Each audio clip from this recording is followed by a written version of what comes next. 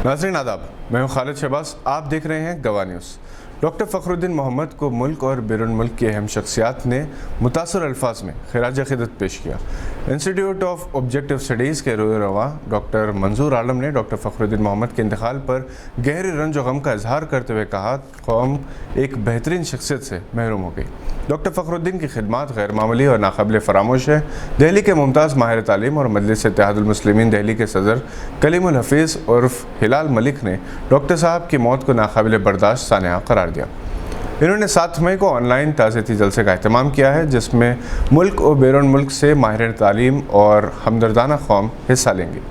Shaheen group के बानी doctor Abdul Khadir ने कहा कि डॉक्टर फ़खरुद्दीन मोहम्मद का इंतकाल फ़र्द वाहिद या किसी इलाके का नुकसान नहीं बल्कि पूरी मिल्लत का अजीम खसारा है।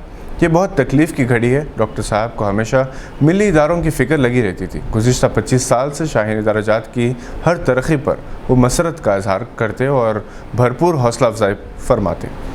शाहीन इदाराजात के बहुत अच्छे खैरखा थे। तालीमी, दीनी और समाजी मैदान में ज़बरदस्त खिलाफ पैदा हो गया है।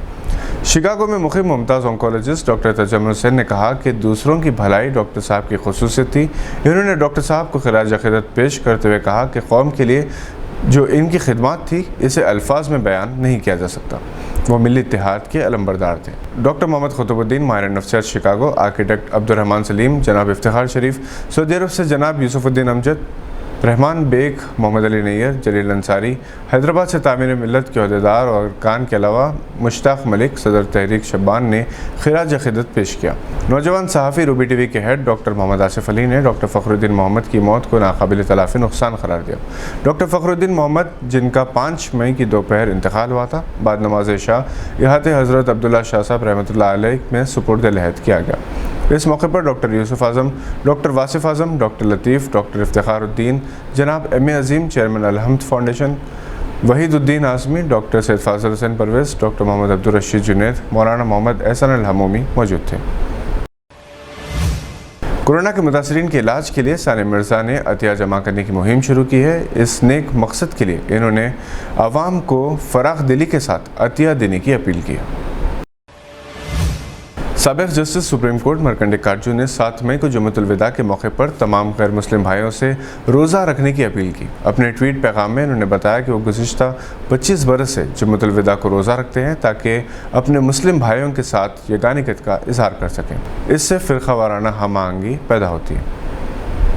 इस्लामिक सोशल सर्विसेज सोसाइटी की जानिब से कोविड के मरीज़ों के लिए ऑक्सीजन थेरेपी सेंटर का 7 मई को 3 बजे दिन जामे दारुल हुदा वादी हुदा पहाड़ी शरीफ में इफ्तिताह होगा। बैरिस्टर असदुद्दीन अवैसी, मिसेस सबिता इंद्रा रेड्डी मेहमान खुसूसी होंगे। जनाब हामिद मोहम्मद खान अमीर जमात इस्लामी सदारत करेंगे। तेलंगाना हाई कोर्ट ने आज पुलिस को हिदायत दी कि वो मास्क के बगैर गाड़ी चलाने वालों की गाड़ियां जब्त कर लें। हाई कोर्ट में कोरोना वायरस की वबा से निपटने के इक़दामात पर आज समाअत हुई। इस मौके पर DGP महेंद्र रेड्डी अदालत में हाजिर होते हुए पुलिस की जानिब से किए जाने वाले इक़दामात से अदालत को वाकिफ़ करवाया। DGP महेंद्र रेड्डी ने बताया कि मास्क का इस्तेमाल ना करने वालों को 1000 रुपये का जुर्माना आयद किया जा रहा है, जिस पर दरख्वास्त गुजार के वकील ने अदालत को बताया कि डिज़ास्टर मैनेजमेंट एक्ट के सेक्शन 14 और 15 के तहत बग़ैर मास्क के गाड़ी चलाने वालों की गाड़ी जब्त कर लेने का इख्तियार हुकूमत पुलिस को दे सकती है, जिस पर हाई कोर्ट ने हुकूमत को हिदायत दी कि वो इस एक्ट के तहत बग़ैर मास्क के गाड़ी चलाने वालों की गाड़ी 48 से 72 घंटों तक जब्त करने के इक़दाम करें। ये थी आज की चंद अहम खबरों पर नज़र। अगर आपने अभी तक हमारे चैनल को सब्सक्राइब नहीं किया तो इसे लाइक और सब्सक्राइब ज़रूर करें। हम फिर हाजिर होंगे ऐसी कुछ खबरें लेकर। देखते रहिए गवाह।